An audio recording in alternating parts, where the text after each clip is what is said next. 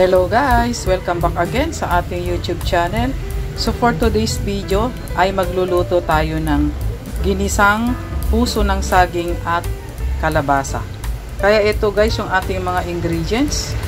Meron tayong bawang, sibuyas, magic sarap, sardinas.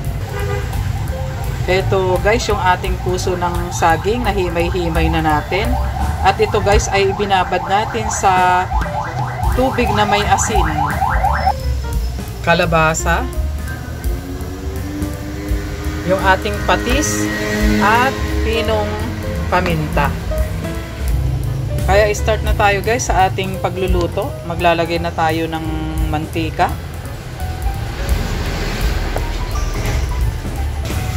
Mainit na guys yung ating mantika, kaya ilagay na natin ating bawang.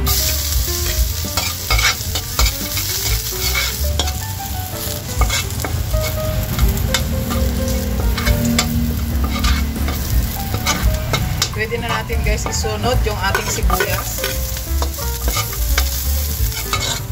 Isunod na rin natin guys yung ating sardinas. Taktakan natin guys ng pinong paminta.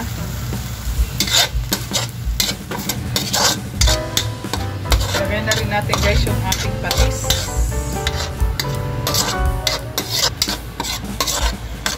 Ilagay na rin natin guys yung ating mga gulay, kalabasa, at yung ating puso ng saging.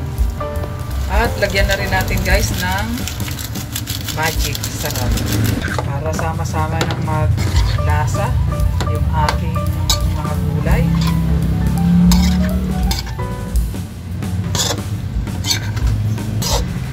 Kaya takpan muna natin, antayin nating kumulo. Update guys sa ating niluluto. Ayan, kuluan na. Halu-haluin lang natin guys. At maglalagay lang tayo ng konting sabaw. At maglalagay din tayo guys ng sili. Tapos takpan ulit natin guys hanggang sa maluto na yung ating mga gulay. Update guys sa ating niluluto. Check natin guys yung kalabasa kung luto na. Ayan, luto na guys.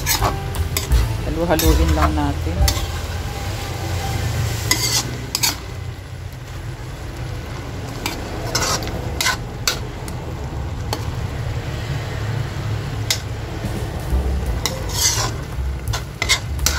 Ayan na nga guys. It's done na ang ating ginisang puso ng saging at kalabasa. Kaya thank you for watching and don't forget to subscribe. Bye-bye!